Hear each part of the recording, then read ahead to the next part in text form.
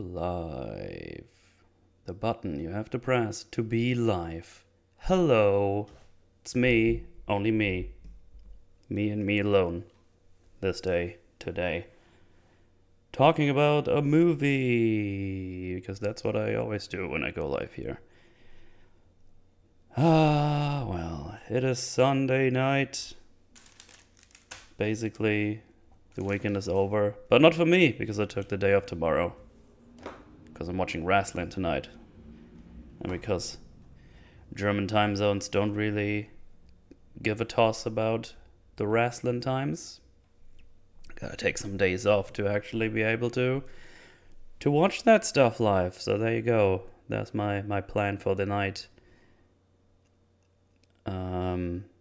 Yeah, let me just see if everything is running okay.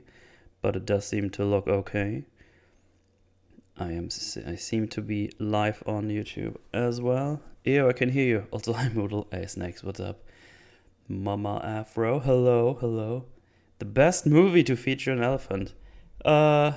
Maybe? I mean, The Lion King has elephants, and that's better, I would say.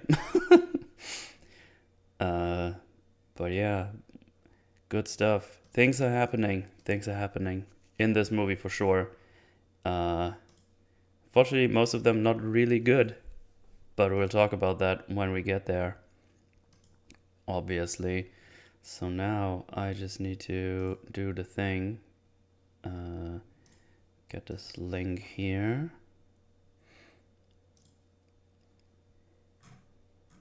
Gotta do this. Where's my Twitter? Where is the thing? Floompledingus. There we go. Heyo, I am live right now.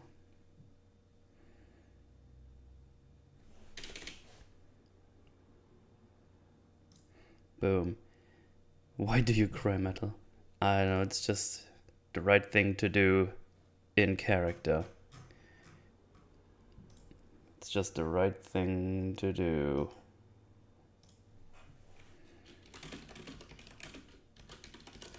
Ba-ba-ba-ba-ba.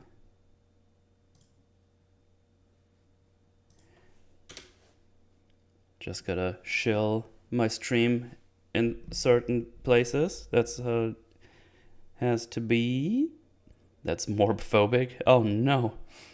The stairwell atrium fight in this movie is one of the best use of fisheye lens ever. Hey Mark, how you doing? Hey Mark, I actually wanted to message you and I forgot. So thanks for reminding me by showing up. We need to get you on here at some point and talk about a movie of your choice.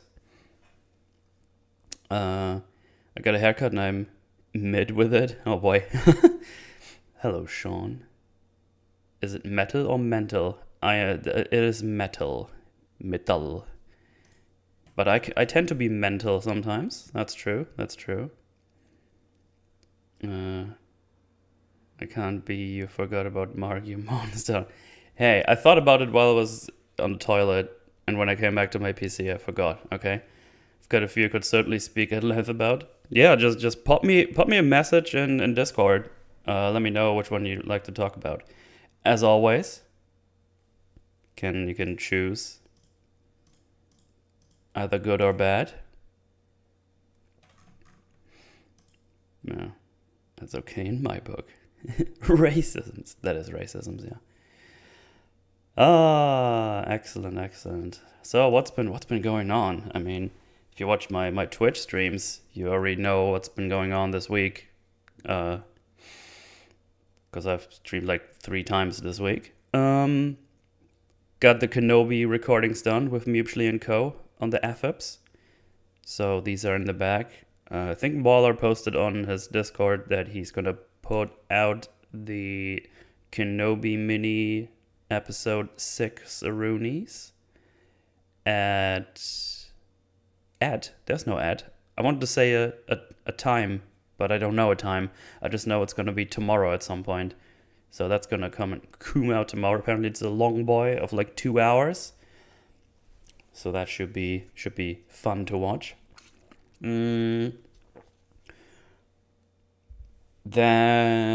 yeah, I'm a bit on a retro craze at the moment. So I got a physical copy of Ocarina of Time again because I had to face the truth that my copy that I had from back in the day was gone. Like, I don't know if it was lost in the moving or if I borrowed it to someone and never got it back. I don't know. But I went to a flea market and found a copy for $40, which is pretty reasonable for this copy. Because I think that's what they mostly go for. I think they start at like 35-ish if you're lucky, and then they go way up. Depending if it's like boxed or good condition or bad condition. Mine is pretty good condition. No box, obviously. It's just a cartridge, but that's all I need. It was me, Metal. Wow, you bastard! You didn't even tell me. And obviously, I'm playing through. Obviously, because I'm playing through Majora's Mask for the first time. I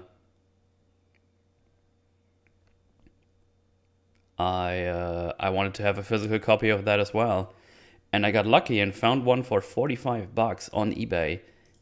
It's not in like pristine condition or everything, but it should still work. That's the other issue. I can't actually test all the games I bought so far because I don't have a TV to plug a retro console in, because all the flat screens we have these days don't have the actual connection ports for these things. So what I'm going to do is when I get my pay, probably tomorrow, I'm going to be ordering the OSSC converter, I think it's called. Let me double check here. OSSC converter. Yeah. And that thing supports basically all of the retro consoles out there. So N64, PS1 to, I think even like Dreamcast and Sega and everything. So there you go. That's what I'm gonna get, and I want to build like a little retro station almost. And with retro station, I mean I'm gonna buy a big old shelf where I can where I can put in all my consoles and then put them nicely next to my TV, hook them all on the thing whenever I need them, and play retro games on stream on my original hardware that hasn't been used in forever. So I think that should be cool. Because I have a bunch of PS2 games, for example, that I really want to play again, like God Hand, for example. I really want to replay that game. And I think the emulation of that I found didn't really run that well. But that was a fun game to play. So yeah, that should be fun in the bun. I'm also gonna do a little trip to Cologne next week on the weekend, because there's a retro game store that I found online. Let's see what they have there, because what I didn't think about is I need an expansion pack to actually play Majora's Mask on my N64, which I never had. So that's a thing I need to look out for. And on eBay, they start at like $50 to $60. Those fuckers are expensive, I had to find out. So that's really annoying. So yeah, definitely gonna cost me a little bit of casheroony, but to Cologne, good old Köln. So yeah, that's gonna be fun. Gonna meet with some friendos as well, because they live there, and gonna just take 2 friendos with me as well.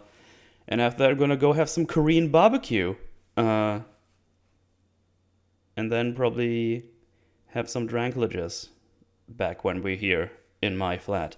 So there you go. That's what's going on with me right now. A little bit on a retro craze. Yeah, it's good stuff. It's good fun. And I've been really enjoying Majora's Mask for the first time. I actually kind of sad I waited so long to play it, because that game is really cool. That's really cool. I'll probably end up liking it better than Ocarina of Time. I don't know if that's a hot take or not, but I think it isn't because a lot of people really love Majora's Mask, and I can see why. You love Game Exchange? It's near me. They have it all. Yeah, that sounds great. I don't really haven't found anything like this near me. I think in America you have like these Goodwills and whatever, and they tend to have like retro games when you're lucky. Apparently, at least that's what I've seen on YouTube. Maybe it's just the lucky finds that I've seen. But like shops like that apparently often have old games lying around because people just give them away or put them in there and then they get sold for cheap. Uh, yeah, there's probably like just like secondhand shops here where I live, but I think I was in one time, and it's mostly just like clothing and shit I don't want. I definitely need to go to flea markets more now if I want to expand my retro games collection. But I do have to go like really early, like when they open up at 8 a.m. Because apparently a lot of the people who sell at those flea markets, they make their rounds early in the morning and already grab all the good stuff for cheaper. So yeah, that's gonna be fun. Oh yeah, and another game I snagged for myself is Hybrid Heaven, which, if I remember correctly, I remember really liking that game because it's like a turn-based RPG kind of dealio, and you fight aliens or mutants and stuff, and you can do like martial arts tricks against them, but also just like wrestling moves, so you can suplex them around, which is really fun. So I got that for $15. I think it's a pretty obscure title for most people. I don't think it got around much. Um, so yeah, that's probably something I'm gonna stream at some point. So yeah, good times ahead with all the retro stuff. Um, and then in between, just gonna see what's gonna come out. Obviously there's like a bunch of stuff coming to Xbox Game Pass in the next couple of months. Looking at like Scorn. Scorn looks really cool. Really looking forward to playing that. Fringy said Ninja Turtles Shredder's Revenge is pretty cool, but I just don't feel like playing arcade beat 'em up right now. What else is coming out? Well, I guess in the next 12 months, apparently the new Hollow Knight is gonna release somewhere along the line. That's definitely a game I'm gonna play. Uh, I hope we'll get a release date soon because I do want to play the first Hollow Knight before I play the second one. Because I haven't played it in a long time, and I never actually played the DLCs, so that should be good fun. Absolutely. Yeah, so there's like a couple of things coming out in the next couple of months and weeks, which I'm gonna play. Yeah. On the movie side, specifically thinking about Metal's Forge, I guess Thor is the next big one that's coming out. That's in like 2 weeks or something, right? Let me see. Thor Love and Thunder release date Germany. That should be in like 1 or 2 weeks, I think. July 6th. Oh, that's next week. Well, goddamn. Maybe I have to go to the cinema next week. Yum Goong. Yeah, baby. Hey Metal, hey. Did you watch a movie called Undisputed? That rings a bell. I don't think I've seen it though. Hang on. Undisputed? Was that like a fighting tism? Let's see what I got here. Oh, there's multiple. There's Undisputed from 2002. Oh, okay, yeah, 2002. No, I think I'm aware of the name, but I've never seen it. That seems to be like a fighting thing going on. I'm gonna put that on my movie list.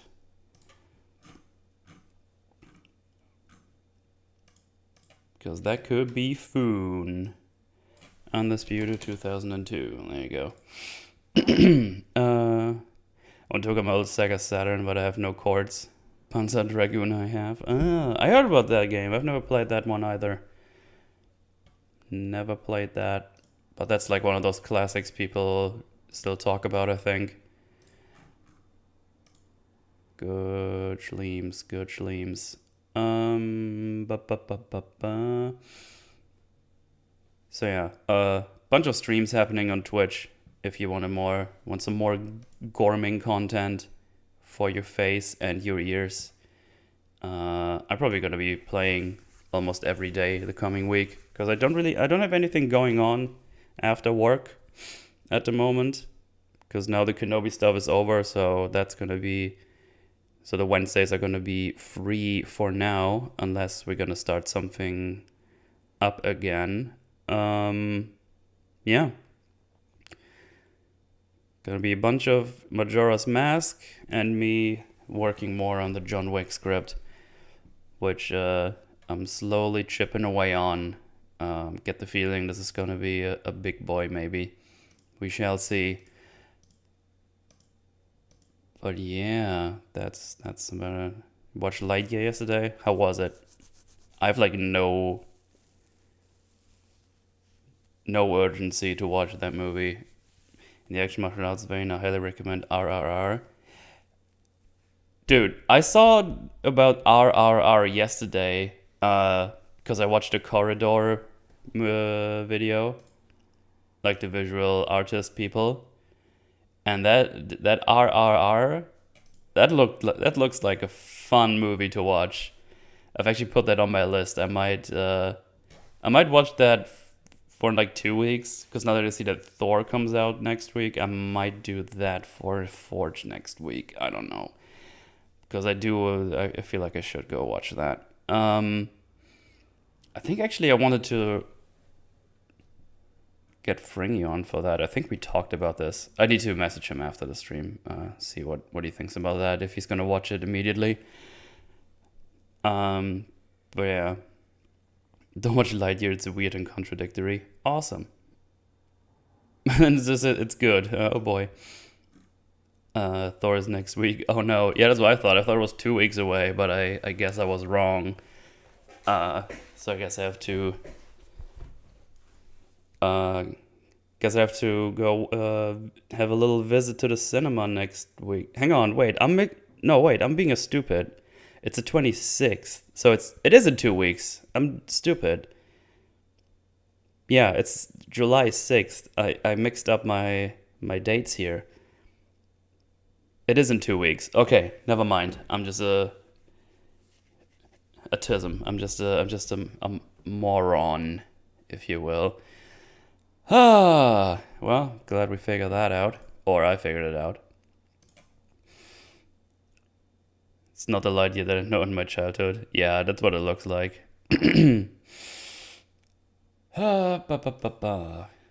Very well. Very, very well. So yeah, having a good time with Majora's Mask. And yeah. Tomorrow... Oh, actually, I think I'm going to stream early tomorrow because we will be recording some EFAB stuff tomorrow. For the Saturday, as mutually said yesterday on the EFAB, because there won't be a live EFAB next Saturday. So we'll be recording something, recording that meme fab he mentioned tomorrow. So I'm probably going to start streaming early because I'm off work tomorrow. And after that, do recording for EFABs, and then just the week's just going to go as it always does. So yeah, there you go. I think that sums it up for now. I guess, well, I think in that case, I'll probably watch RRR for next week. That could be fun. The movie, the clips I've seen just looks like a good time, and it just looked really neat. So yeah. Yeah, I think I'm gonna do that. Now that I'm 100% sure that Thor is in 2 weeks and not in 1, I'm gonna be doing that. There we go. RRR. But today, we only have one R. Well, Revenge of the Warrior has 2, 3.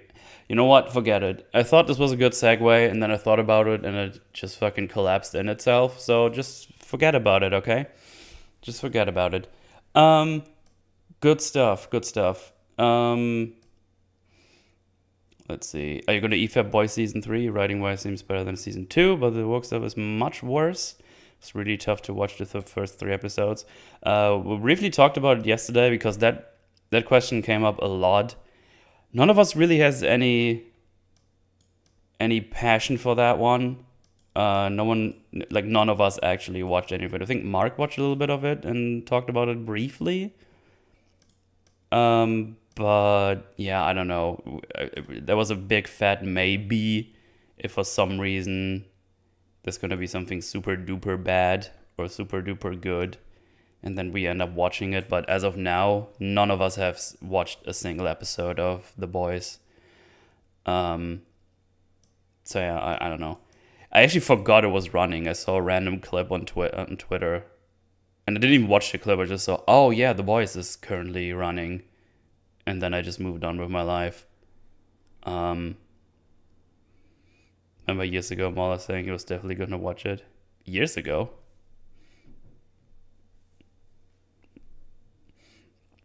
I just watched 6 and really liked it.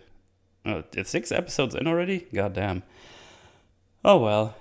I don't know. It's I don't know. We don't really care about it.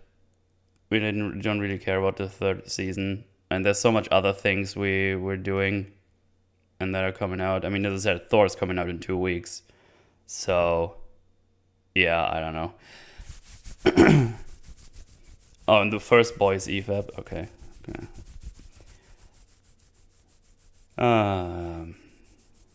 We shall see. We shall see. But with that said, I think that's... Can't really think of anything else. And if I can, I'm just going to mention that at the end. Because that's just crazy like this. I'm just crazy like that. Let's talk about this movie, shall we? Which has like 5 different names wherever you live. Did I write them all down? No. Let me just pop this up here. The Protector, 2005. So I think the most well-known title is Revenge of the Warrior, unless this is the one that comes up if you even look for The Protector. Because the original title of this movie was Yum Goong, and it's a Thai martial arts action film, obviously. There's Tony Jaa in it, or Tony Ya. And as I already talked about in Ong Bak, he is just stellar in his action scenes. He does all the stunts himself, and yeah, it's just very satisfying to watch him do his stuff, which is no different than this movie, no doubt. But goddamn, this movie, I don't know what happened, but Jesus Christ. So let's see. It's so the original title is Yum Goong, and then was released in the Western thing. So what is the first one they did? So yeah, it was okay, here it is. It was distributed as Warrior King in the United Kingdom, as The Protector in the United States. It was called Thai Dragon in Spain. Oh, Revenge of the Warrior is in Germany, actually. Okay. And in Russia and CIS countries, it was called Honor of the Dragon. So... Can you get your fucking rat away from my windows, you prick? Fucking... Stop it. Fuck off. I'm trying to do a stream here, sir. So yeah, it's like a bunch of different titles, and I always hear Honor of the Beast. Also, there's probably even more. More names. The Protector. I know this one. Yeah. So if you're from the US, you know it with the Protector. In the UK, it's Warrior King. So yeah, this is the one where Tony runs up a single pane of glass in a pair of Converse sneakers. Yes, that's the one. And then a quad bike runs through it. That is the one. Warrior King is the Region 2 DVD copy in the UK, but I think I might have had to get it from Australia. Ah, I see. So, because it's weird with this one. Well, I say it's weird. It's pretty standard practice that they cut down this movie from its original runtime. So this movie was originally 1 hour and 51 minutes long in the original release. But then when the Weinstein Company re-released or released it in, I don't know if it was in the US or in Western audiences in general. So I guess it's for Western audiences in general because everyone mostly seen the 1 hour 23-minute version in the West. So yeah, they cut it down to 1 hour and 23 minutes, which seems to be a standard thing that they do for those action movies that come from foreign countries. But I don't know what happened here, and I tried to get my hands on the original version of this, the almost 2 hour version, because the version that you can get everywhere, like probably I think even on Amazon Prime or something, the 1 hour 23-minute version, that's the one that most people most likely have seen. I don't know if it was always this weird, or if they cut in places where it just you just lose so many things that get the story moving. So you have a lot of things. So you get a scene, it cuts away, and then you're somewhere else, and our main protagonist somehow knows where these people are. And that's on top of all the luck that happens to our main protagonist anyways. We just get very random cuts and just go to the next scene. I will point them out when we get there. But I get the feeling that there was lots of lost during the cutting of that movie that would make the story at least because I think the way it is edited and cut now, it's like really, really awful. It's like actually horrendously bad. Like I was baffled, hence the title, of the editing they did there and the cutting. That's why I wanted to get my hands on the original copy, but I couldn't find it in this short amount of time. There might be a way to get it like to get like a physical copy of the original runtime. And I might still try to find it and maybe do a little follow-up video on this where I just talk about what has been cut and if it recontextualizes everything. Because I was super interested to compare them because I did the notes for this like 2 days ago, and when I watched it's like, man, I need to get the longer version, but I couldn't find it. I couldn't find anything. I couldn't find like a random stream on YouTube about it. Like I expected someone to have made the comparisons already, but yeah. I'm very interested to see the original runtime because yeah, as Snake said, 28 minutes cut. That's a lot of stuff. That's a lot of context we could have missed there. So yeah, I'm gonna point out where the weird cuts are. But I'm pretty sure in whatever happened, it damaged the flow and the pacing of the movie significantly. So yeah, it's weird. It's very weird. Because if you remember, Ong Bak doesn't have like an amazing story or whatever, but it at least flows fine from one action scene to the next. But this one has like some. The action scenes are still really good, but goddamn, I don't know what happened. That's why I want to explore this further in the future and want to see the original cut of it. But yeah, also when you start the movie, it says Quentin Tarantino presents, and I was like, huh? Quentin Tarantino was involved in this? Turns out, back in the day, like 2002, 2005, Quentin Tarantino Presents was like a weird brand they used to get more people to watch a movie. So Quentin Tarantino was not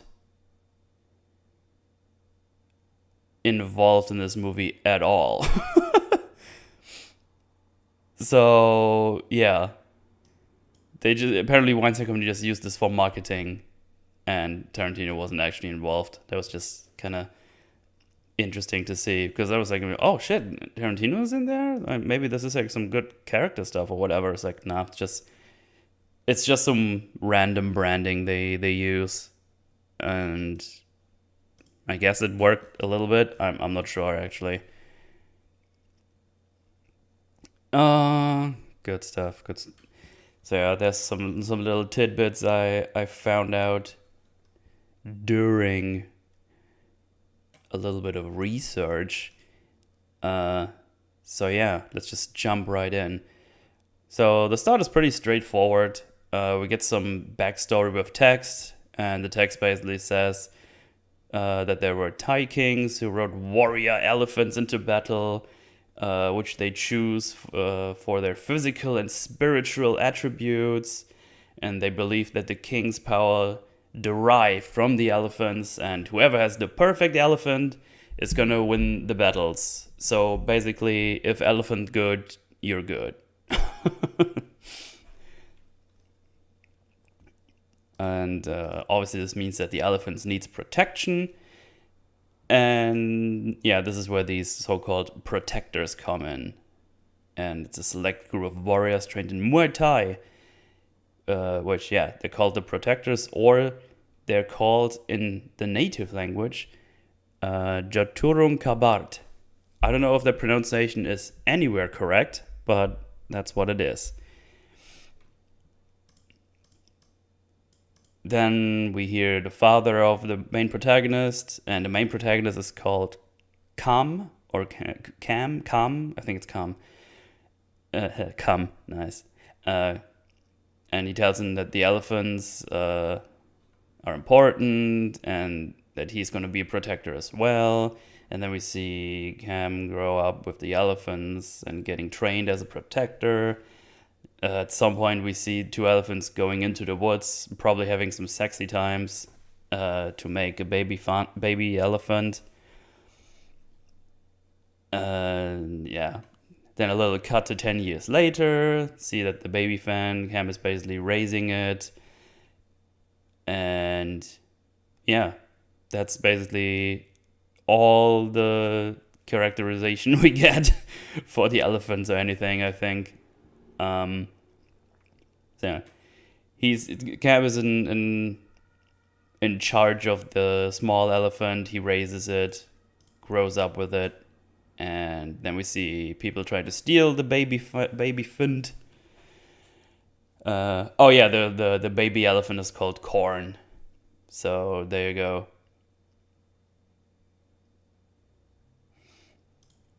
Yeah, people trying to steal the baby elephant, but get chased away by the big mama elephant. But unfortunately, Big Mama gets shot and dies.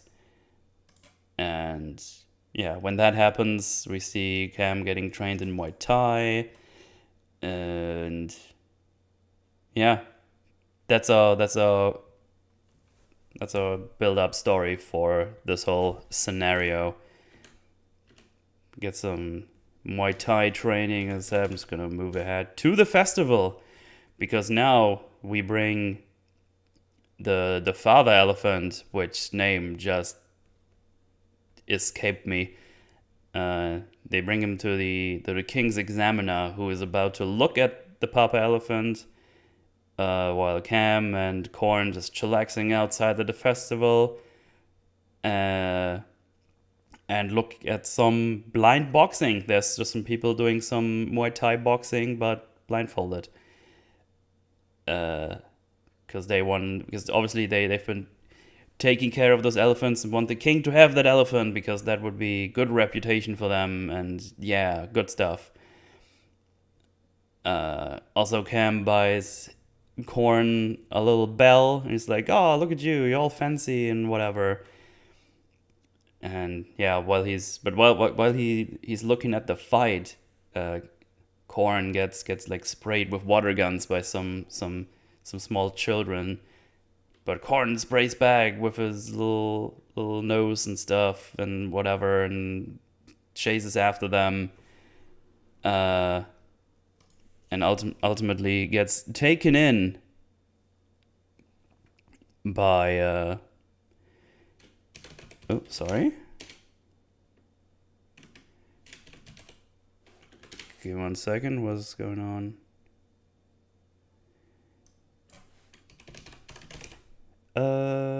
Sorry. Just need to check something.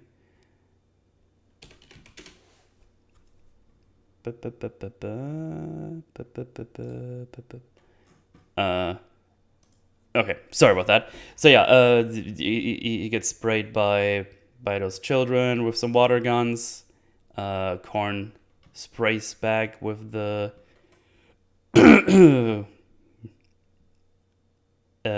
goddamn, just the fucking name. Just hang on. Elephant. The trunk. That's the one. Jesus Christ, I just forgot the name. The word trunk. Sprays back with the trunk, chases them away. Gets confronted by like multiple more children, and starts running away. While this is all happening, we see the examiners of the big elephant being sketchy and want to take away the big boy elephant and want to put it in a truck. But the father's like, no, you can't just take it away. Tries to fend them off and gets shot for his troubles. All while this is happening, Cam realizes that this elephant, that Corn ran away and got captured too. But also the big father elephant runs rampant for a bit after his caretaker gets shot. And he's about to squish one of the batmen. But to his luck, the little baby friend, Corn, was put in another truck and drives past him. And the big elephant is like, oh no, my baby boy, I'm gonna run after this one. And there's like a chase scene between the elephant and the truck. And they go through all these people. At some point the truck crashes, they take Corn out, run on foot into a container, and trank them in there and drive off with both of them. And Cam can only look at them while they get away, and is really sad. And now you know.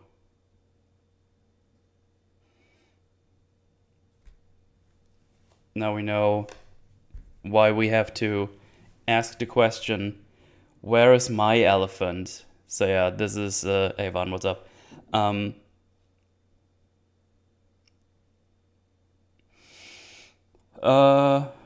Yeah. Now we have our problem set up, and we know we know why we have to look for elephants. So yeah, pretty straightforward thing going on here. Let me just put up a little loop-de-loops here. Oh, whoops. Gonna go from here to there. So yeah, because now this is the first time we have like a really weird cut happening. Because right after corn gets put into that container, drives off, we get a cut and see Cam just slowly walking towards some kind of residence where he starts fucking all these people up angrily. And I don't know where we are. I don't know why he went here. Because we go immediately from him seeing them taken away to we're at this residence where he thinks someone has some information for him. So unless I missed something very blatantly obvious, we just cut to here and he knows where to look. And I don't really understand why. I think that's the same in the long version. Oh, really? Well, that's a shame because that's fucking dumb. Because all we see from Cam is he's looking at the Muay Thai boxing, the blind one, chases after them. He sees his dad got shot by someone. And then chases after Korn. We see them drive away, cut, and he walks towards this entrance, all angry. So, cause it's not like his dad says, "Oh, those are these people. Go wherever." We just cut there and go there. So I can only assume that these are King's Examiner people, maybe. And he kind of he knows where they live, and then he just goes there and crashes their party.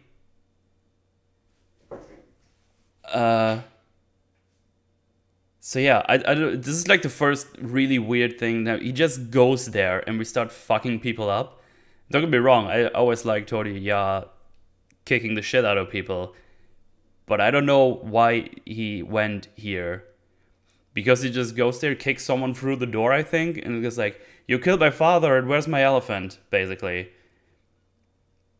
And yeah, and then we, yeah. It's really weird. We just cut there. There's like nothing in between. Like all we needed was probably one line. It's like, "Oh, it's these people. Go after them. You know these ones." Maybe two lines. Just a little bit, or just make Cam talk to someone on the festival. It's like, "Oh, did you see who that was?" Like, "Oh yeah, those were these people.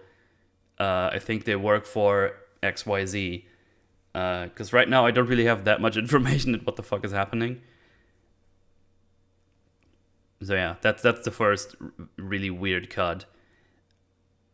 But yeah, he gets there, fucks some people up, kicks someone through some windows. It's all good stuff. As always, I wish I could just show the full clip here to appreciate it, but copyright and stuff. If nothing else, go watch that movie for the action scenes, because there's some really, really fun action stuff in here, as always. To be fair, how many people haven't said "You killed my father and where's my elephant"? Nitpick much, Metal? Yeah. So. So yeah, he beats some people up, and then one of those guys tells him, "Oh, Johnny took them, and that he has his photo." And tells Cam he went to Sydney. So we go to Norland. So yeah. He just gives him this photograph where Johnny is on and tells him he went to Sydney. And then we cut, and in the next scene, we just see Cam dragging the guy who just gave him the photo. It just took them to a dock. And we start a wild motorboat chase scene. We're just like, man, what is happening? So we get like a motorboat chase scene, which they probably filmed all practical, because that's what it looks like. That's just what they do. And that's some funny stuff in here, which they made practical, which is kind of cool. Let's see here. Let me show you guys here the little clip. Because at one point, one of the boat crashes a whole house into the lake. Because it yeets the supporting structures, the supporting pillars or whatever. Hang on here. Let me show you. See this? Because it is bam, bam, bam, bam, and this whole thing just crashes down into the lake. Like the whole thing crashes into the lake. It's actually quite impressive they did that. I don't know if there was a miniature or something, but yeah, they crash a whole building somehow in there. I don't know if they made a miniature or they actually built like a house like this, but it's kind of cool to see. It's a lot of effort they went through. Oh yeah, and at some point he gets chased by a helicopter as well. And he uses his own boat as a ramp to yeet the other guy into the helicopter. So he goes like sideways. And then they put a taxi scene in the middle of the boat. No, that was after. This is after. The taxi scene comes after. So we get two chase scene stuffs in a row. So use this as a ramp. So whoop. And boom.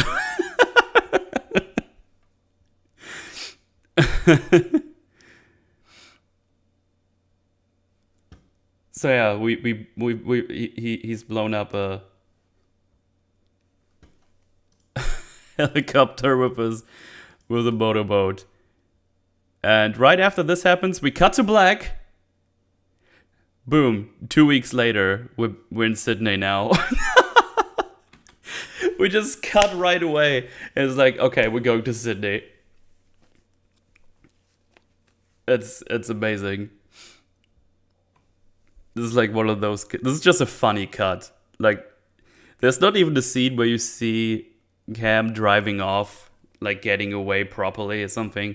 He just, because last time we see Cam, he goes sideways with his boat, stops, uses himself as a ramp, or uses his boat for a ramp for one of the baddies that crashes into the helicopter.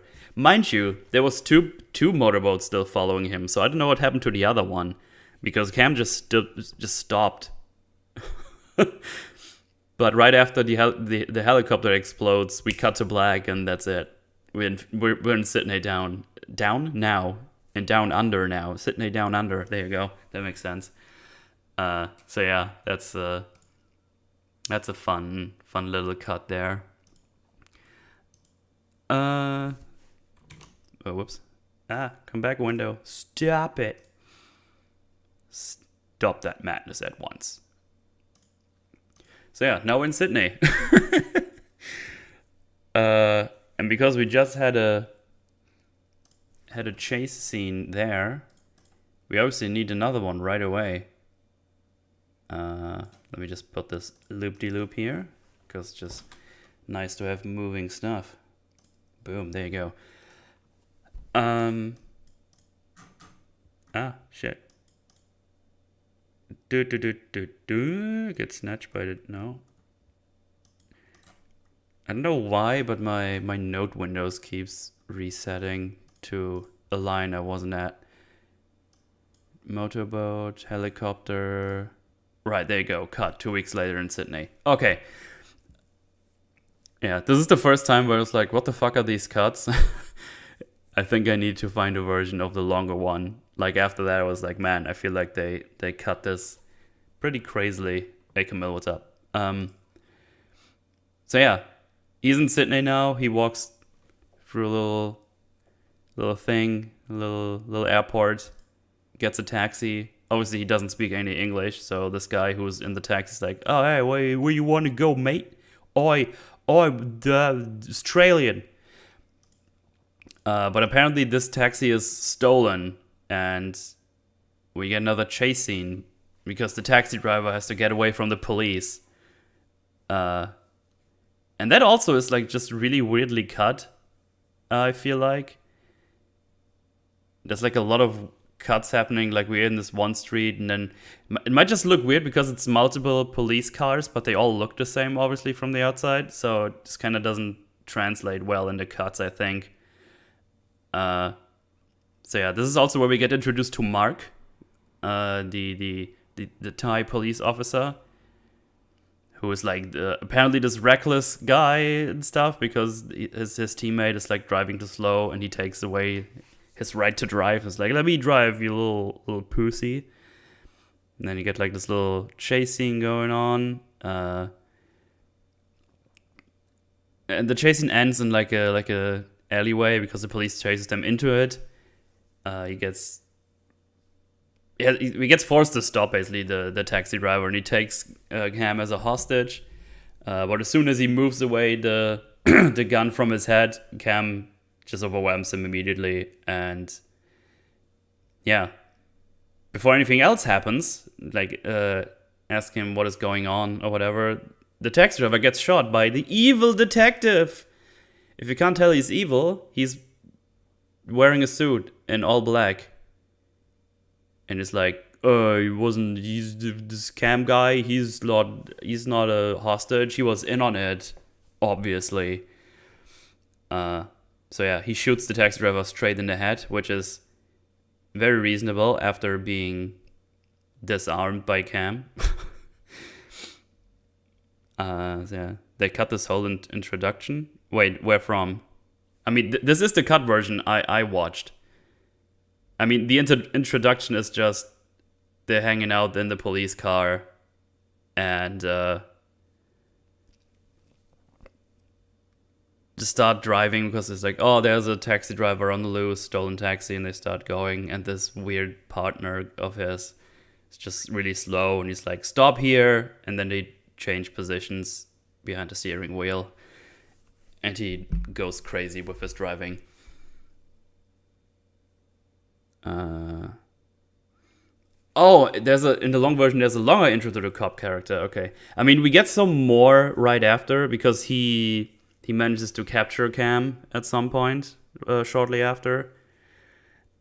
Because Cam gets snatched by the detective, but the other police officer says that he will take it from here, basically, and wants to take him to the station. But he also starts talking to Cam in Thai because he talks Thai. It's actually a bit of a funny line where he starts talking in Thai to Cam. He's like, "Oh, you Thai as well?" And he just says in Thai, "I'm not speaking French, aren't I?" Which I found kind of amusing. And when Cam is getting out, "Oh, what are you doing here? You here to cause trouble?" And he's like, "Oh yeah, I'm looking for my elephants." And he's like, oh, wait, let me just think where I've seen some elephants in downtown Sydney in the last couple of weeks. Because he obviously doesn't believe him. It's like, oh yeah, but I will talk to you. We will talk about this at the station. But obviously, and this is where another lucky thing comes in. There's a lot of those things near. Because luckily, they happen to stop at the restaurant from the photo that Cam has. And he sees Johnny getting out of there. And he's like, follow the car he's in.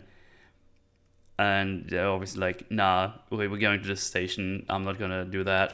So Cam does the only reasonable things and starts choking the police officer on the wheel and makes them slightly crash into some boxes, so they have to stop. And then, yeah, he starts running away. And they lose him because for some reason they just, I don't know, they kind of stop chasing them. Which is, yeah, I don't know. They just stopped chasing him and he got away. And now Cam is on the loose in Sydney looking for his elephants and looking for Johnny. And I think he's just running after the car. But yeah. But we have some other people to introduce because now we cut to a meeting where we see Rose, the evil woman for this movie, because she had the job of preparing food for some festivities, But the big boss of this is like, ugh, this is disgusting. Puh. You can't even if you can't even manage our food, how should you manage our social security properly? Let Chang do it. You can manage the restaurant I gave you. That's more than enough for you. It's like, what? Why should she do food and security are like two different things. I don't even know why you would give her both of those roles anyways. Those could be farther away from each other if I tried. It's just a really weird thing. It's like, oh, you can't even manage to get good food for us, so you're fired from your security role. Go back to the restaurant and serve terrible food. Like, okay, I guess. I don't really understand, but fine. I guess we have to show us what the fuck is happening. So yeah, she's... What, do you want me to die? Yeah, exactly. So yeah. She is getting disrespected by the big bosses in her evil company. And now she wants Revenga or something. Or at least that's the whole dealio that's going on. Oh yeah, and right after that, she goes to her room or whatever, wherever it is, and talks to her assistant. And she's always like, the boss embarrassed me in front of the whole meeting. But the assistant says, be patient, because with the power of the perfect elephant, the king's power will be yours. Yeah, that's where the scene ends. So she's after the elephant, or has the elephant, and there's a burp.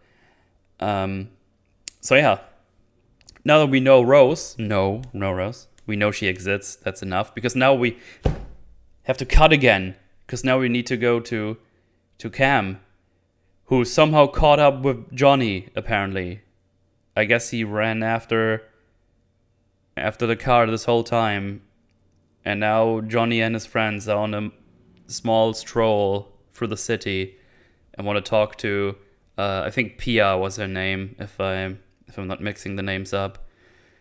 And it's like, oh, you doing, blah blah, and it's like, blah, you have my elephants, and isn't Cam lucky because Pia can talk Thai as well, man, crazy. I wonder how many Thai people are in Sydney at that year. I wonder how reasonable that is to happen. So yeah, there you go. He just runs after them. He beats up his two friendos while Johnny is just walking away. The lady tells Cam to just run away. You don't know who you're up against. You gotta get killed. But Cam doesn't care, because he beats up those guys. And we also see one of Tony Ya's staple moves, which is like the high jump kickaroonie, where he hang on, let's try to find the scene. There you go. Where he intimidates the guy who is already kind of scared of him, and he does that by doing this.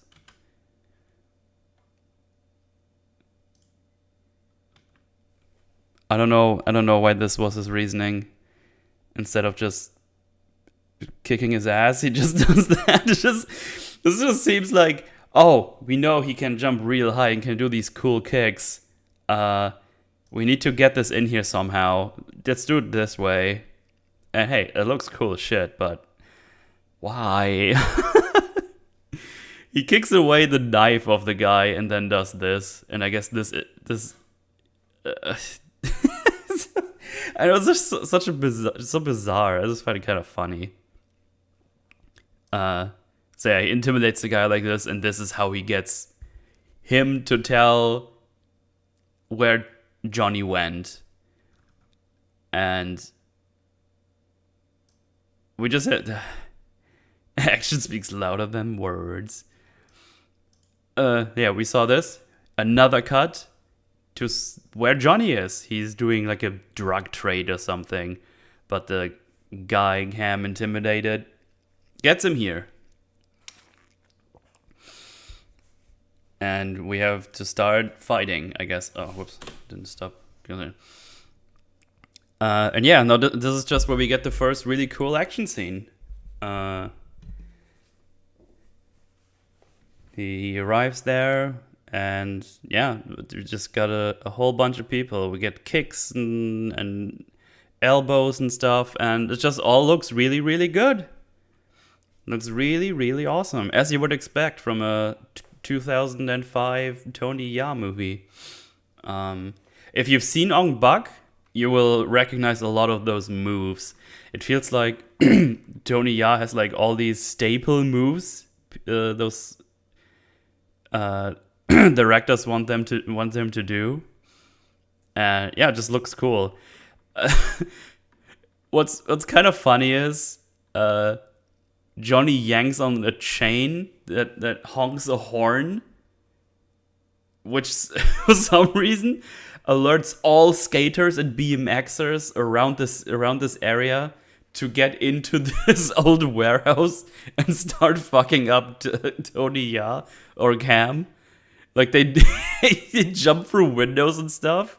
And I don't understand why, but it's funny, and we get a really cool action scene of it at least. But he yanks the thing, goes like, and we see all these people arrive. And it's like, oh, do you have like multiple stations like this where you can just yank a chain with a horn and a fuck ton of skaters and BMXers come around? It's just really funny. But yeah, you get to see some cool skater moves, some BMX moves. Tony Ya dodging all these things, kicking them to shit. We see him do some parkour stuff, like in a train where he like jumps into a window, goes through, does some rolls and stuff. It's just super entertaining. It's it's fun, a fun watch. He just beats them up, climbs through all these things, does all his Tony Ya parkour stuff, and yeah, awesome stuff. Really entertaining. Love it. Love it, love it, love it. And there's also one really funny kick where he yeets someone across the room. Let's see. I have a timestamp for this.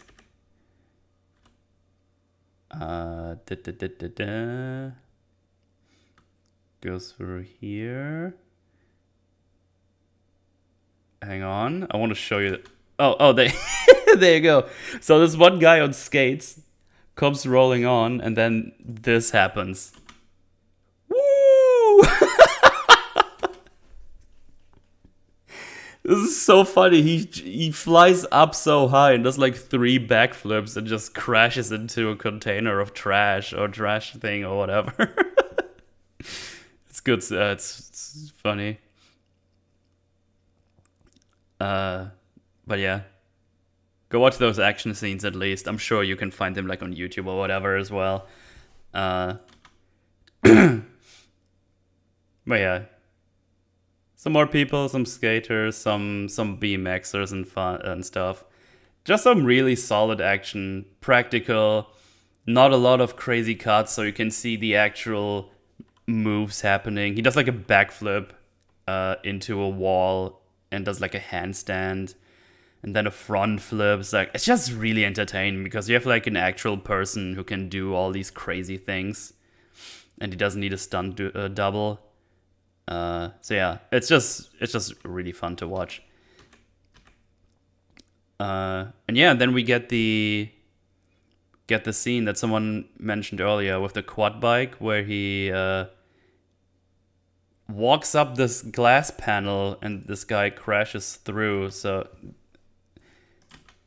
let's see, it might be too long to show it the fullest. So there you go. He does like a running start, and he just look how high he gets. Look at this, it's insane. And then he crashes through. It's just insane what he can do or could do. I don't know if he can still do most of the stuff. Because he obviously gets older as well. He's probably in his 40s now, I would imagine. And And yeah, right after this guy crashes through, we get a cut and just see him lie in an alleyway. I don't know if he slept there or if he just collapsed there. And gets found by the same Thai lady who told him he's gonna get killed. So yeah, another lucky stroke for our main protagonist. Yeah, not great. It's not great. Because she somehow takes him to his home and lies him on the couch and helps him, just carries him there. So yeah, there you go. He's safe for now. So next loop-de-loopenheimers. It goes from here to, I guess, to there. Oh yeah, we have some stories to tell. Because we have to move the story like stupidly quick. The thing is, they do it so clunkily in so many parts, and you could have probably easily done it just a little differently, just to make it feel a little bit more natural, without all these weird cuts. This is why I want to see the original thing, see if we get some more context, get the pacing a little bit better. I think we just needed like 10 minutes more, just to get these transitions from one place to another a little better. Because we just go like boom, boom, boom, boom, boom, boom. You know what I mean? We go for like explosion, Sydney. Beat up this one guy. Drug trade. It just feels really unnatural. You just cut from one scene to another. It always feels like a montage in some points. It's kind of weird. But yeah. Now we have some story to tell, I'm afraid. Where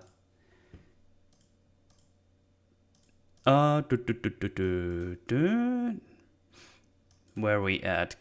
Oh yeah, right. She finds him, brings him home, which we see in a little bit, but we first see that the police chief talks to the two police officers we've seen earlier, namely Mark and his partner.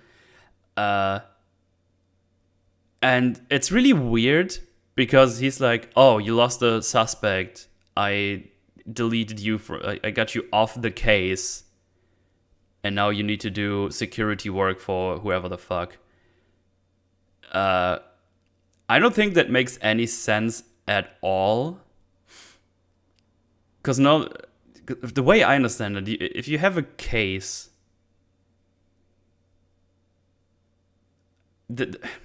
if this was like an actual case where they lost this suspect, they just opened this case because as far as I know, it was just a stolen taxi, which I guess counts as a case, I guess. And they think he's a hostage, but this one detective says he's not a hostage. And yeah, I don't know. I think there's a bit of info missing because, how do I put this? They want to tell the story that this Mark guy is like this reckless policeman, and he's like, "Oh, I got you this partner so you're less reckless and not make this guy more reckless that I assigned to you." But I don't really get this. Get the feeling that's actually the case. It's just really weird. They tried to tell the story again. I wonder if this was better in the longer cut that I wasn't able to find. So yeah, but basically, you're off the case. Blah blah blah. You're working under this other guy now. You do security work, and follow him to wherever he goes next. And then we see see Mark going to the corpse of the taxi guy, talking to this, to some other guy, like blah blah blah. It's like, "Oh, you've got some evidence." Like, "Yeah, it's in this bag," and he steals Cam's photo, which was evidence, and then he leaves because he's gonna do it on his own now. So yeah. We then see Johnny reporting to Rose, tells her they lost everything in the trade, and she also says, oh, we also lost the trader because he won't be doing any deals with us anymore after this mess. Now get the hell out of here. And that's all for this scene, because now we go back to Cam. Oh yeah, we get this weird PlayStation 2 looking scene. Look at this. Which apparently Cam is dreaming about. Yeah, there you go, he just wakes up. Because he wakes up in the apartment of Rose. Not Rose, Pia. So yeah, he's sleeping on the couch. We see Pia going outside, just going to work, and this is where she sees that like right then she sees, oh, this guy in my apartment, he's actually being searched. He's a suspect for some kind of taxi thing. He's like, oh, damn, so I'm gonna go back. Oh, yeah, before that even, she gets a call from Johnny, and she needs to go somewhere, which we will see is doing, like, striptease work for whatever for whoever. And she goes back, sees that the police is raiding her apartment because one of the neighbors sneakily called the police because she saw them coming in and saw this guy on the telly. But Cam just climbs outside the window and gets away immediately. So hooray for that. Yeah, he just climbs out of the house and he's gone. And escapes the police like this. Then we see another police guy, I think it is. He's like having a mud bath or something, and they have like some sexy ladies in there, and he's having a call. Pia is here to do the striptease. He even films it on his camera, so there you go. He's trying to have a real good time. But unfortunately, he starts getting a heart attack. He's like, oh, I need my medicine. Also, we see her dancing sexy, and I'm just gonna skip through it because I'm scared of YouTube.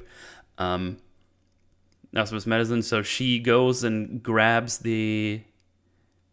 to grab the medicine from the clothing cabinet. But while Pia is getting these, some random guy starts shooting them all. And when Mark runs in because Mark is here for security work, and when he runs in, he sees the random guy shooting all these people. And I don't know what is going on, but he looks at this guy, he takes off his hood, and it's this guy, and Mark even calls him Tui or something, and I have no fucking clue who that guy is. He's like, oh, I'm sorry, they made me do it because, and before he can tell what happened, he gets shot. I'm either going insane or we haven't seen this guy before in this version, because I have no clue who that is. Absolutely no idea. I don't know, maybe someone in chat has seen the longer cut. This guy was television Mark's cut intro. Oh, there you go. See, that would have been way better, because for me, it's just some random guy that Mark somehow recognizes, and I have no clue who that is. So yeah, there you go. There's one thing that would be better already with the longer version. So yeah, I wasn't going insane. Mark let this guy off for shoplifting. Oh, okay. Interesting. Well, there you go. They cut a lot of the exposition. Yeah, that's what I was thinking when I was going through the movie, because there's so much things that don't flow very well. So yeah, but before he can tell what's going on, the evil detective shoots this guy in the face as well. And he also shoots everyone else in the room, and wants to blame Mark. for doing all these things. But Mark escapes narrowly, and while this is all happening, Pia is still in the side room hiding after hearing all these gunshots. But then in the next scene, they say, "Oh, somehow she got away," and I was like, "Oh, they knew she was in here." So that was weird. They kill everyone, and Pia just gets away somehow, and I can't tell you how because that happens off screen again. And yeah, now Mark is wanted in all of the city. And someone calls Mark, and he gets to know that Pia might have something to prove his innocence, and they should probably meet up. We see who that is later. I don't think I wrote down her name because she just appears, but I don't really know who. We don't really get anything else from her. She's just kind of around. So yeah, they meet up. Rose looks at the police station and sees the evil detective running out. And I don't really know why the scene is here. She's just there, sees the evil detective, and just goes like, oh, duh, I'm just gonna go away. I couldn't really tell the reasoning for the scene. It's just kind of there. So yeah, Mark goes to the place they wanted to meet and sees that I think Johnny is here to snatch him. Yeah, it's Johnny.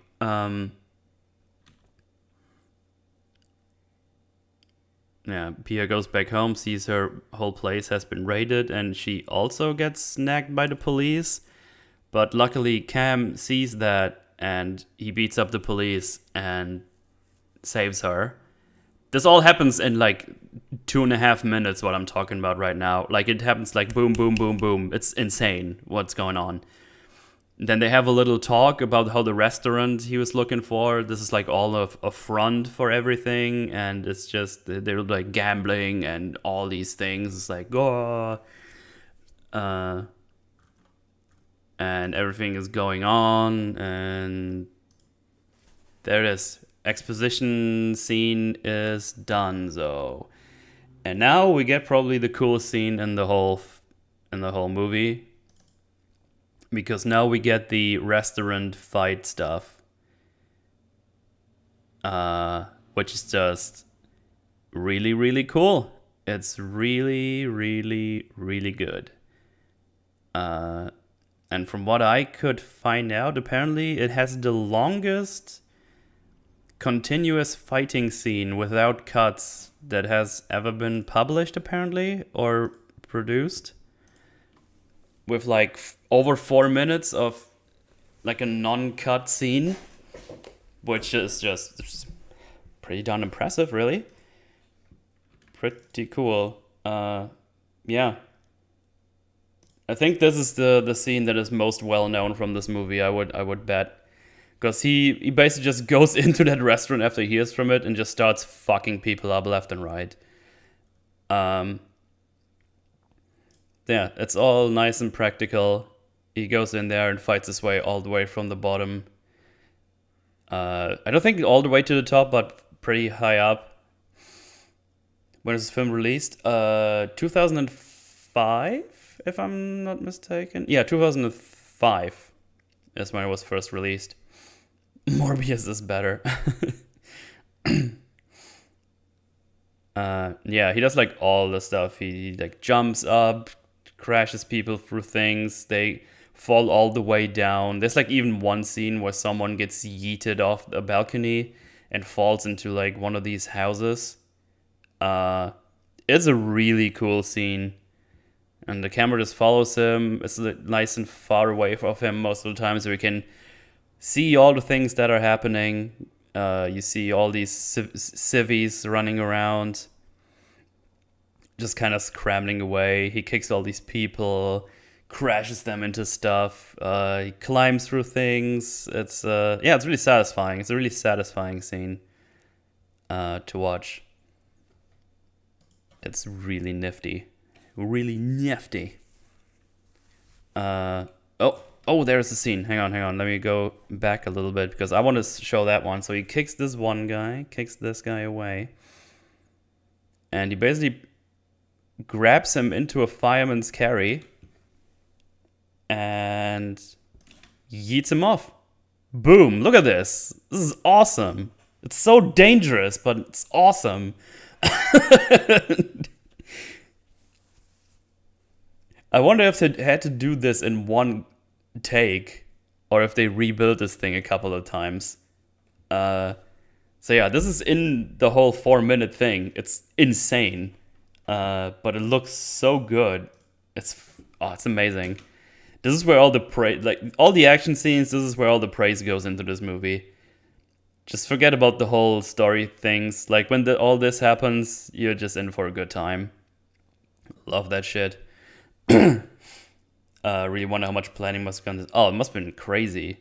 Like managing all these people running around, having them in positions, all these civvies being there, running around, making it still look like it's an active restaurant while someone is basically invading this place. And have some people fighting. You have some of the waiters just standing around, maybe. Yeah, it's really well made. There's so many extras in the scene as well, like in all the things. Like there's another guy who's getting yeeted off. It's insane. It's just so much managing going on, and it must have.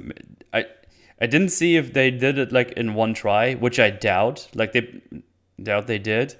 So depending on how far they got, you have to imagine like people getting crashed through like wooden things and stuff. So if there's like a fuck up somewhere, they have to rebuild this part of the set every single time, and that just must be annoying as shit. They probably made it as easy as possible for them, like building a bunch of those things where they could just replace it easily. But yeah, if you do like a 4-minute take without any cuts and you wanted to keep it that way, that's like insane amount of work. So yeah, like the sink, for example, like when he kicks through that sink, they must have, like, if they had to do this multiple times and get to this point, they must have had like multiple sinks to destroy.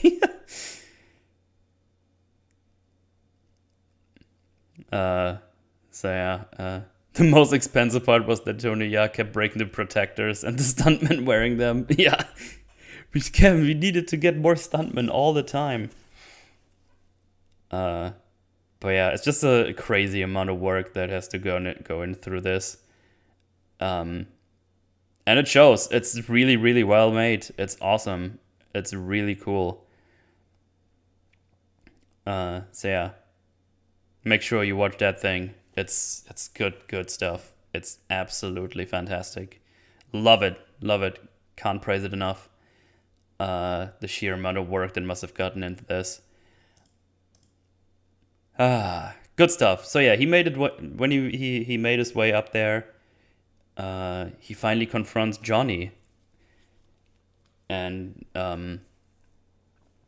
he's like, "Oh, where's my elephant?" And he just tosses the bell towards Cam. He's like, "Oh, is this what you're looking for?" And he looks like around, and Cam realizes there's like all these exotic meats and foods around. Implication is that his elephant has already been cooked and fed to those nasty people in this restaurant. So Cam is a little bit distraught and annoyed and can't really fight properly right now, and gets like a little bit beat up by Johnny.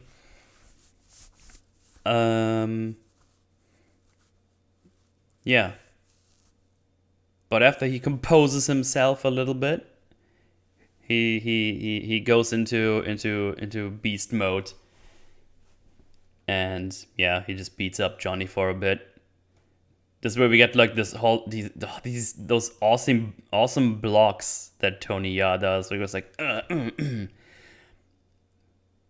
I love the one where he does the one like behind his leg, and he just blocks with the flat side of his feet a kick. Love this stuff. Like, I think the one-on-one fights are probably some of the strongest one in Tony Jaa movies. When you have like a good other choreographed fighter, Just looks so fucking satisfying. Just makes you wonder what happened to action scenes these days, where they like cut a million times and just look so dumb and goofy, and you can't actually tell what is happening. While here you can tell, like, okay, he blocked with his right hand and did this move, and then he kicked him with a front flip into the face, and it looks like really, really, you know, just looks really satisfying. It looks like it fucking hurt, you know. It's just really good. I think the only movie I can think of right now that had a fight scene that had like real punch to it is probably the bus scene in Nobody. That fucking fight, dude, is so satisfying. It's like so gritty and so hard hitting. It's great. But then you have like Batwoman, where it's like, what the fuck are you doing? Like, what is happening? Come on, what are you doing? I can't tell what is happening, and if I see what is happening, it makes no sense. So maybe get someone to do actual choreographed stuff. Yeah, there you go. So yeah, Cam kicks Johnny through a door at some point, and he sees that there's like all these exotic animals being held in cages. There's like, I think, like lions and snakes and reptiles in general. And he's like, oh no, they probably don't have corn here anymore. And it's like more people coming around, but Cam just beats the fuck out of them, and he's just looking for corn. But all he finds is a holding cell Mark is in, and also a lot of women that were held here for human trafficking. So yeah, he saves Mark, but leaves the woman behind. What a dingus. But it's fine, because the police is gonna arrive soon to grab them all. But yeah, they try to hide from more goons, and they happen to stumble across corn. Yay! Exactly where they're hiding. Lucky. Again. So yeah, that's kind of lucky, because he does like a little ring-a-ling with his bell. And he looks at it, it's like, oh, corn, there you are. We were hiding right in front of you. So yeah, there you go. They found this elephant.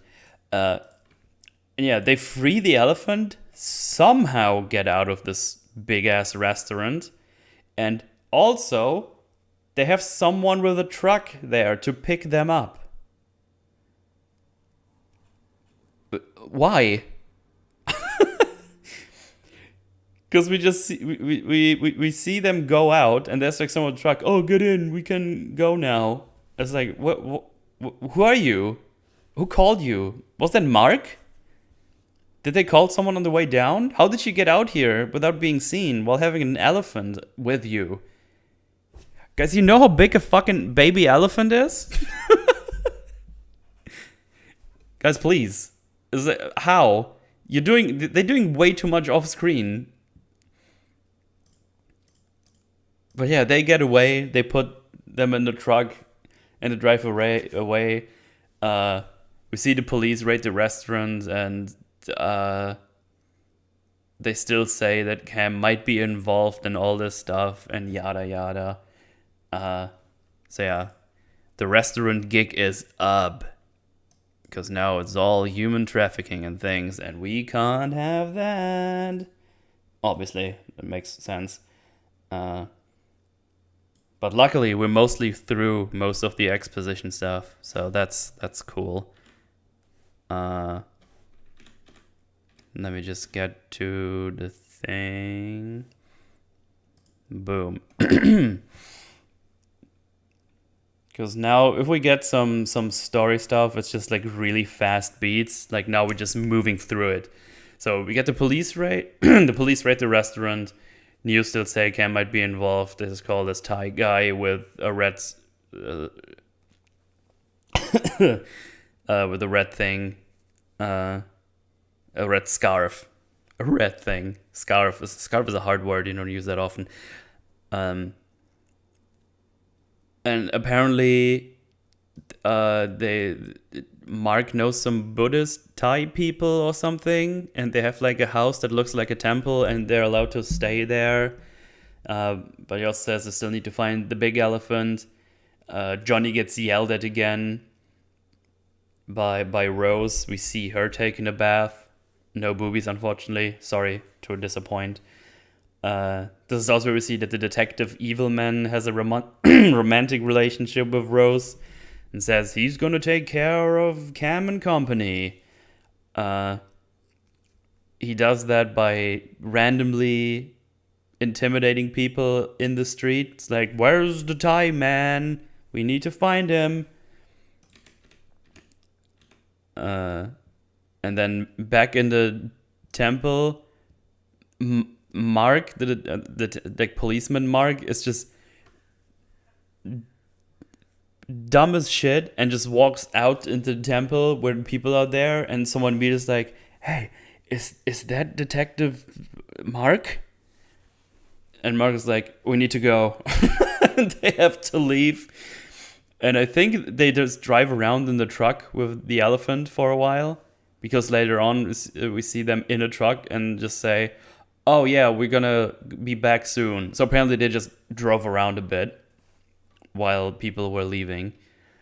Then we see Rose at a family dinner, I think, and gets told like, oh, these two children, they're suitable heirs.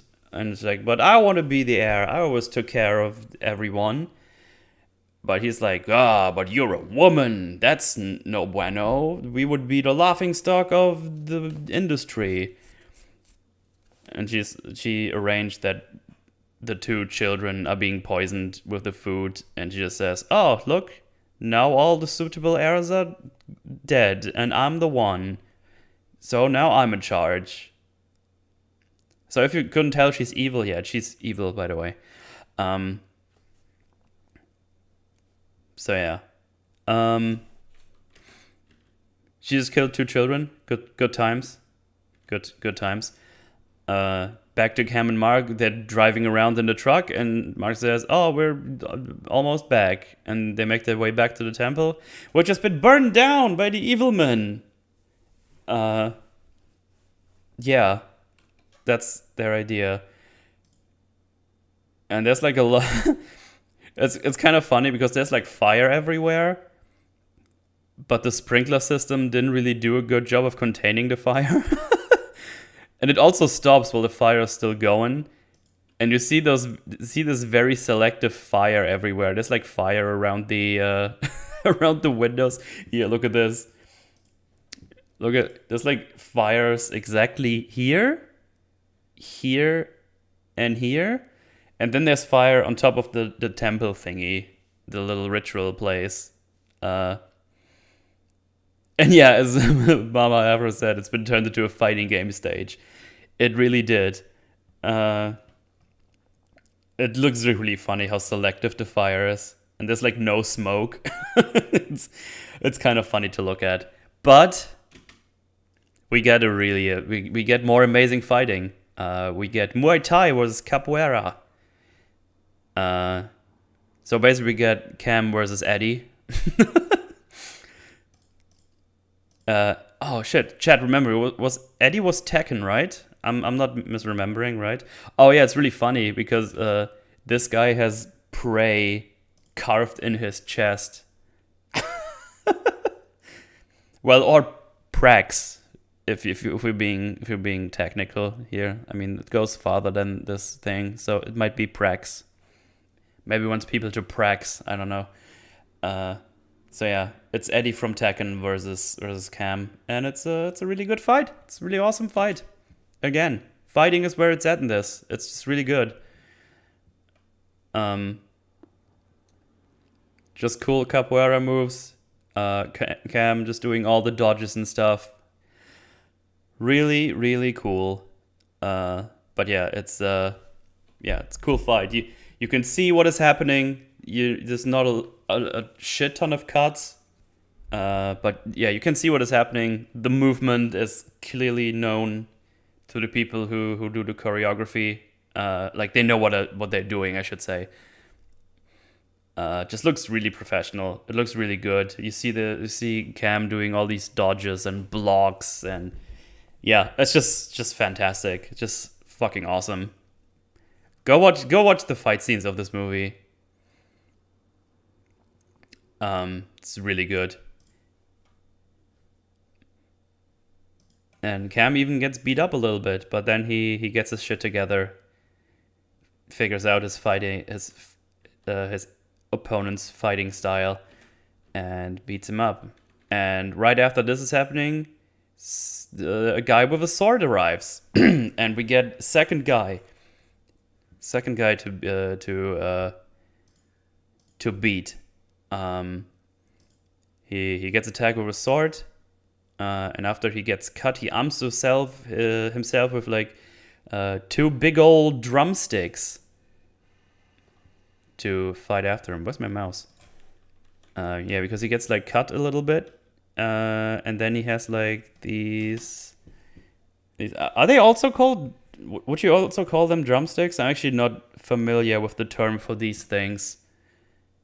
Would you still call those drumsticks? Like big ass drumsticks that you use on a gong? Or do they have like their own name that I just can't think of right now? I'm playing the DVD along your stream. Oh, nice. That's cool.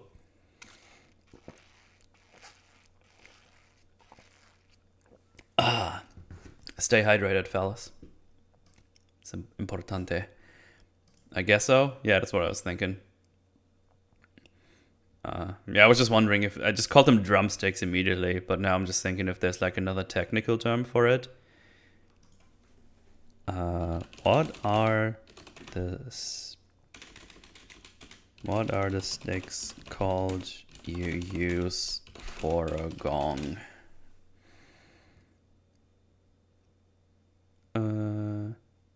Let's see. What is the stick you use to hit a gong? So the first thing I can find, apparently they're called a striker or a mallet. Does that make sense? What is a gong stick called?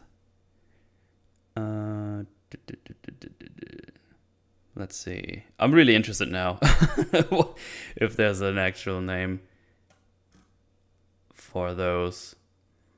Why is a gong called a gong? Suggests we know the crashing gong is sometimes called a tum-tum. There's certainly strikers in this movie. That's true. He does a bunch of strikes. Yeah, that's the that's the fastest thing I can find about it right now. But yeah, henceforth they shall be called gong sticks. I like it. Hey baby, you want to see my gong sticks? So yeah, this is what he uses to fight him, and wins in the end. When he beats him, the big boy arrives, the big old tank enemy. And he's like real big and real tanky because Cam beats the living toss out of him, but he just eats all the strikes and kicks and whatnot. He just goes like, "Gah, come on!" Mel is probably due to the size, but gong stick it is. Tum Tum, like from Three Ninjas. Three Ninjas Forgenheimer's one. So yeah, he just kicks him, strikes him, but he just doesn't give a shit. It's like, I'm big, I don't care. Until he elbows him into the forehead and he starts bleeding. And this is where he gets angry. And Cam gets yoked. Is this what we said at some point? When you yeet someone in the past tense, you yote him. But yeah, he gets angry. He yeets him across the room. Basically beats the shit out of him. But before he can finish Cam off, the police arrives and they all have to run away like little pussies.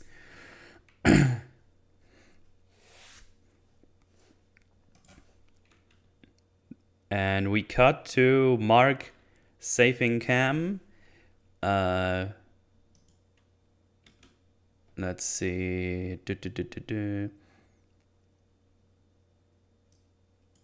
I feel like I'm missing. Oh yeah, this scene. This is where Pia finally gives the camera that the guy who got shot in this mud bath that can be used as evidence. That she finally gives that to the police chief. And that's just like a short scene that happens. Nothing really interesting to talk about here. It's just a really short scene where it's like, I have something you might want to see. And we see Mark and Cam just sitting at the lake, at the waters, like, oh, they're too powerful, you should just go home. And apparently spend the night there. Cam is gone. Mark gets picked up by the police, probably after they it was like they've seen the evidence. It's like, hey, you cool, you can now help us again. And this is where Cam walks his elephant to the evil man angrily. Hang on. There you go. He angrily walks his elephant to some press conference that Rose is holding.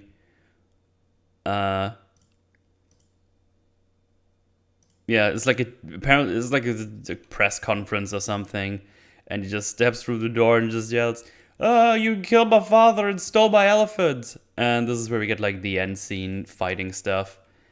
At some point, the evil detective holds Cam and the elephant at gunpoint, but luckily Mark is in the elevator right next to him and saves them.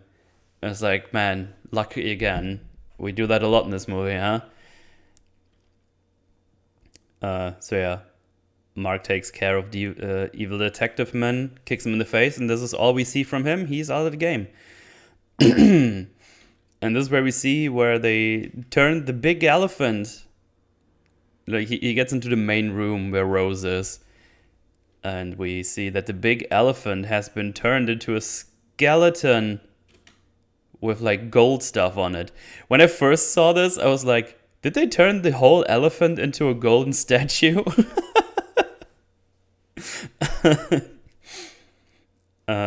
The shots are funny. Oh yeah, I actually meant to show you the angry walking. Hang on.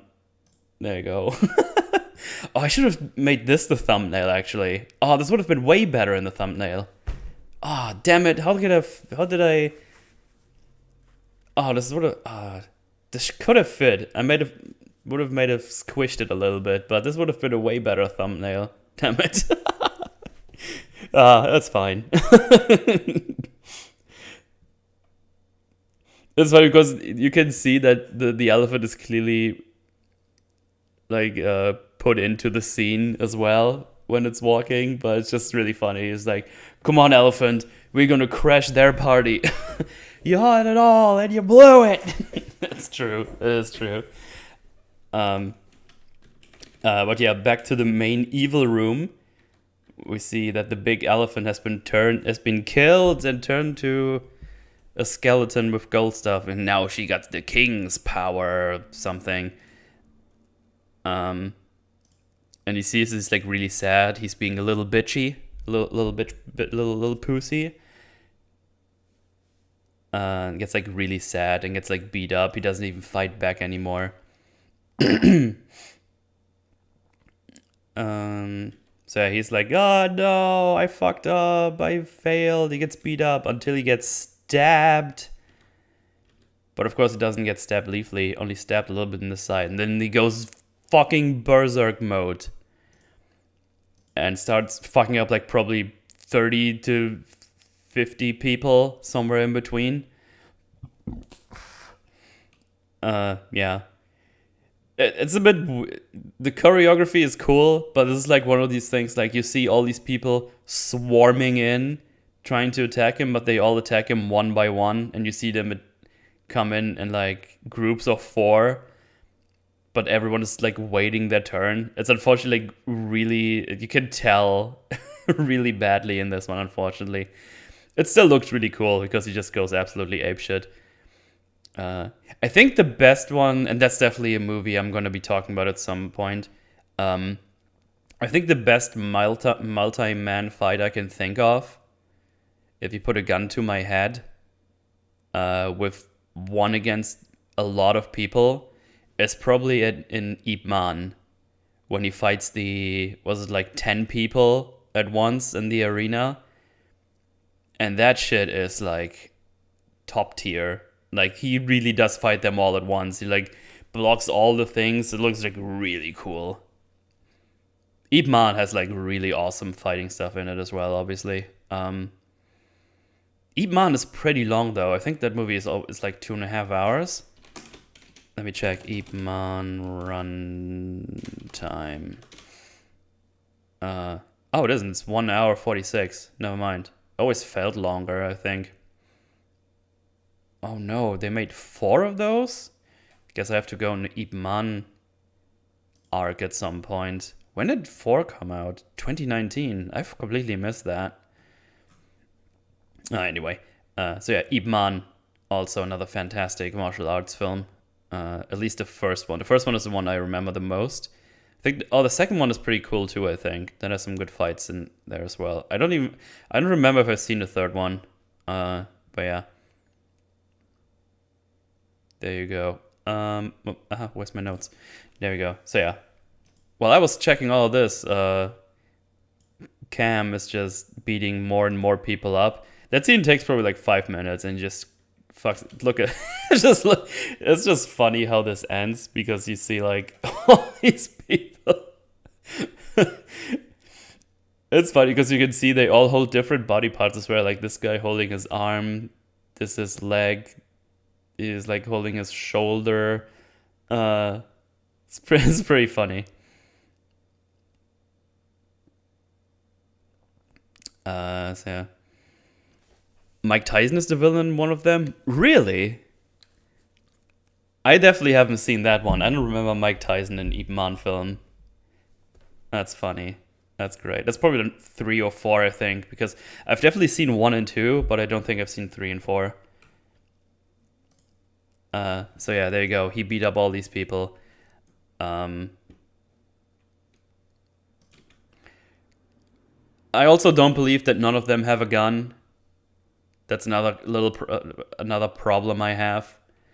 I feel like this is definitely an environment where a lot of people had a gun. But yeah, at least the choreography makes up for it. But I would still cite it as a problem that none of them has a gun in this underworld criminal thingy. But yeah, the tank guy is back, and then we have a big boy fight, and Cam is obviously doing way better.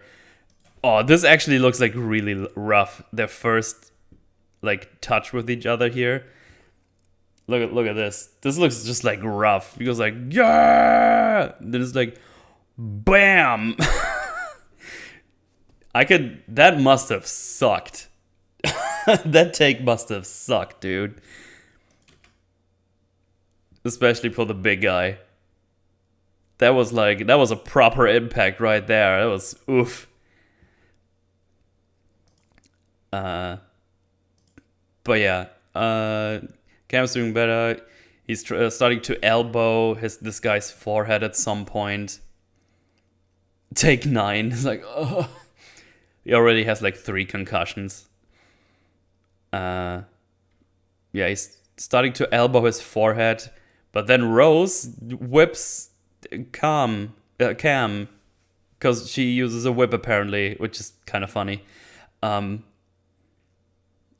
That gives the tank boy the advantage for a bit, and Cam starts to fight back. But before he can finish him off with a big old jumping kick, he gets whipped in the face again.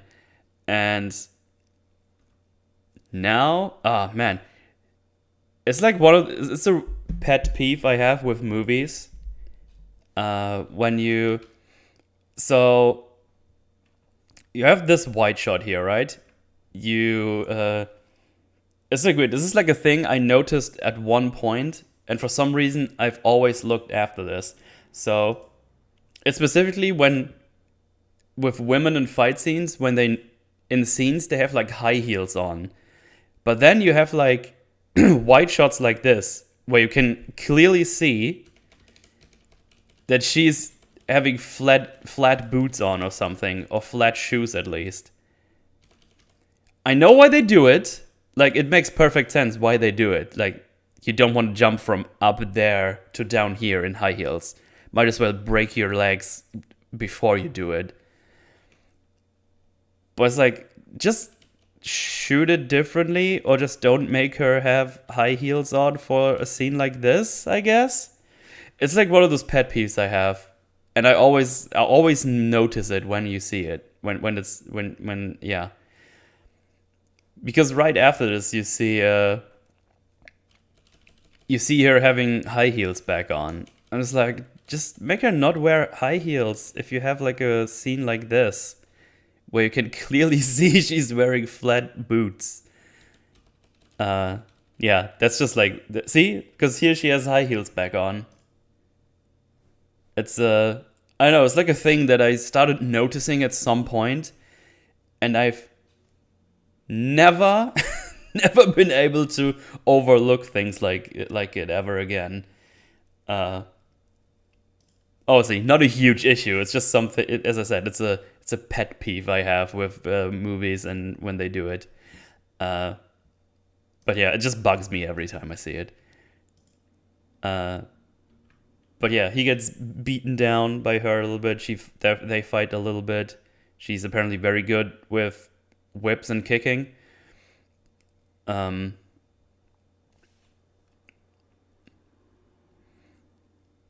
Yeah, the tank man knocks him into a thing, and Gam gets yeeted back into the room because the assistant of Rose comes back with two more tank guys. So now we have 3 tank guys.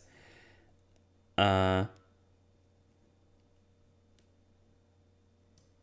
at this, oh yeah. Oh, I forgot about this. There's like a really funny scene in here. So, Korn, the elephant, comes in to help, and they tussle a little bit with the elephant. And wait, what is it? 111. There it is. Hang on here. 111. Because at some point you just see. Oh, hang on. I need the frame. They tussle with the elephant, and at some point. There it is. Just look at this. One of them just yeets the elephant. Yeet.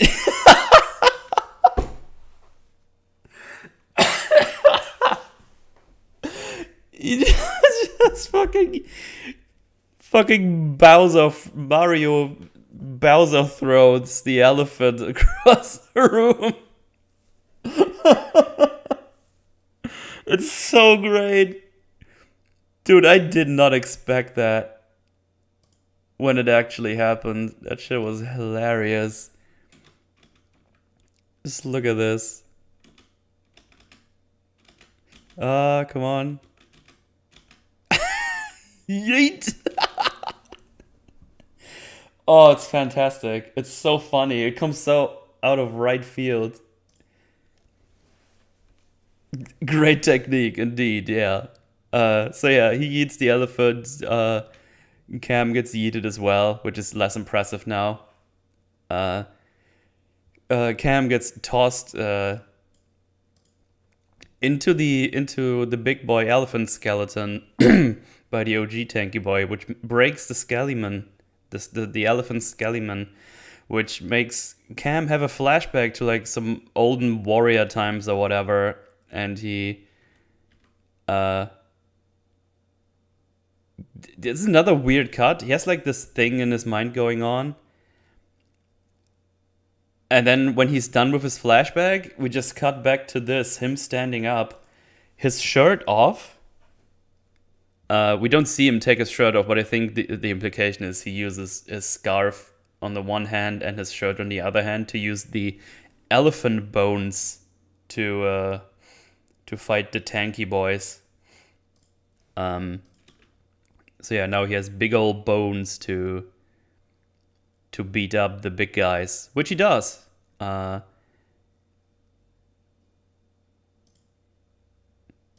Right. Unfortunately, in some scenes you can see those quote-unquote bones wobble a little bit, which is unfortunate. But yeah, he beats him up with bones for a bit, which works alrighty at some point. But then he gets thrown. He gets like a stone head thrown at him, which breaks the bones. But now they're sharp, and he remembers like some old trainings, like, oh, if you cut the tendons, even a perfect elephant will fall. And so he starts cutting the shit out of people. And we get some Mortal Kombat style finish him moves. Look at this, like ching ching ching, blah, ching ching ching, blah. So yeah, then he makes, he beats them all up. Got a little bit back and forth between Cam and the tanks, which is all good. But yeah, they get all fucked up. And after all these X-ray tisms, he basically cuts the shit off all of them. Finishes the OG Tanky Boy with a backflip, double knees. He catches Rose's whip attempt. I think she cuts him once more and tries to escape via helicopter, which the assassin tries to escape from. Rose gets tackled off by Cam. Cam does another high kick to the assistant who is trying to escape. Rose is trying to escape from the helicopter, and she's just hanging. She's just dangling off this thing. But what is the only reasonable thing we can do here? This. Bam. So yeah, she's fucking dead. Or apparently she is dead because she lands wherever, but Cam somehow lands back in the room with the skeleton, and this is it. This is the fight's done. So yeah, he doesn't die somehow. He lands in the place where he fought the tanks, as I said. We cut to black. We see Mark back. The chief tells him, "Oh, you're a good cop after all. And here's a new partner. And he's also Thai." And then we get a little callback. "Oh, you're speaking Thai?" And then the assistant says, "Oh, am I speaking French or what?" He's like, haha, remember when he said that? Anyway, and then the reporter comes in and asks about the elephant guy with a red scarf. And then Mark tells them how, oh, he came from the Thailands and he was guided by the old ways, which were the correct ways. And he will always be a hero to me. And during that voiceover, we see that Cam landed in the tusks of the big elephant like he was caught. And he survived, is reunited with Korn. And the credits roll. And we get the walking again. So there you go. That's Revenge of the Warrior / The Protector, Revenge Tom Yum Goong, and so on. There you go. They cut a scene of Johnny killing corrupt cop guy. Oh, and this he just kicks him in the face once. And this is the last we see of him. So yeah, there you go. Fantastic action scenes. Very exciting, very cool. But man, the pacing and the plot is in goddamn tatters. And from what I've seen, people in chat telling us, there seems to be a lot of exposition and context being lost during the cutting of all of this. So yeah, I need to see if I can find a copy of that from the original version at some point and maybe do a little follow-up stream on this and see how some scenes will be recontextualized, because overall this is actually pretty bad, unfortunately. But the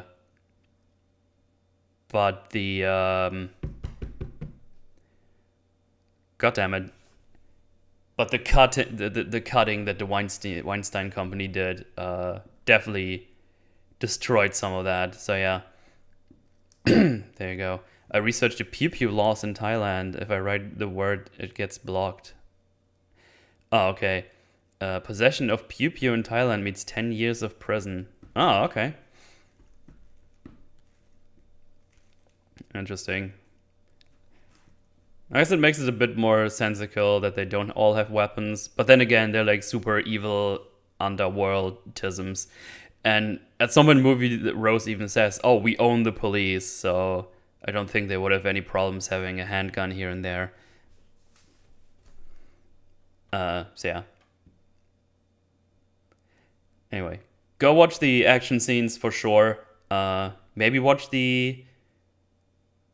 That's why they use kitchen utensils and tools. So yeah, go watch it for the action scenes. Maybe get your hands on the original copy. If you have, let me know where you found it because I want to see the original. I want to see the original cut because that could be interesting to see.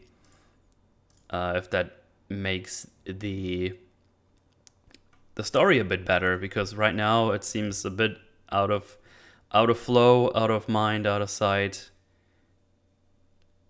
kind of dealios. Things happen off screen. It's weird. Did you know there's a sequel to this movie with RZA as a villain, even stupider? I seen there's a Protector too. I've never seen that one. So yeah, there you go. Well, I know you can find a corrupt cop for getting high in Thailand, but not that easily for people taking serious there. All right. The TMNT live action movies for the Forge. Oh boy. Oh, there was a Michael Bay one, wasn't there? That should be, that could be fun. Yeah, I mean there's lots of movies to go through for sure. But yeah, I think next week I might do the RRR one, which I think is like a Tollywood movie then, not Bollywood, but Tollywood. I actually don't know what Tollywood is, but I heard that term for the first time when I watched that Corridor Crew video last night. So yeah, that should be fun. That movie looked like it could be good fun. And then in 2 weeks probably I'll do Thor: Love and Thunder and see if Frongoid still wants to join for that. So yeah, there you go. In conclusion, this one, overall, unfortunately, from a writing thing, pretty bad. But the action scenes are top notch as always, so that makes for a good entertaining watch. Maybe just skip through the plot stuff. So there you go. Tollywood is South India instead of North Bollywood. You should definitely do it. Nice. Surely no holds barred would up your street metal. Oh. Yeah, maybe. I should get Ass on again and watch some wrestling stuff with him. That could be fun because we both enjoy the wrestling. RR is a scene where the hero disables the enemy rifles, forcing hand-to-hand combat. Oh, interesting. Elephant Heat makes the 10 out of 10 unironically. True. Turtles game is a win. 6 players go to Nifib gaming it. Yeah, Fringy has been playing it on his stream a little bit and has been praising it. Looks pretty fun. So yeah, I'm just, I said it earlier today when I started this, I'm just not in the mood for an arcade beat 'em up schleem right now. So yeah, that should conclude it for today. It's been fun, fellas. Homies, homeless. But yeah, I will stream on the Twitch tomorrow.